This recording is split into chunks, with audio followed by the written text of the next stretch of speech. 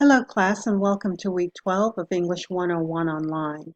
For this week in English 101, you will be working out of the Great Week 2 discussion board post 1. If you're looking at the calendar for this week, you will see that you have that post that's due. I'm going to go to it right now to show you. Uh, Under the discussion board, it says Great Discussion Board Post, and in this section, you will be asked to kind of brainstorm your potential topics for your cultural icon. So you may choose one or more of the icons you're thinking of writing about for your essay.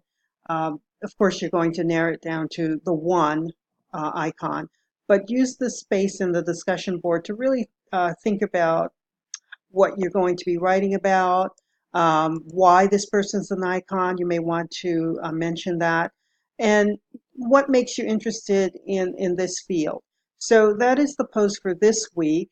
And also, I'd like you to start thinking about the research you're going to gather to support your point for this particular essay.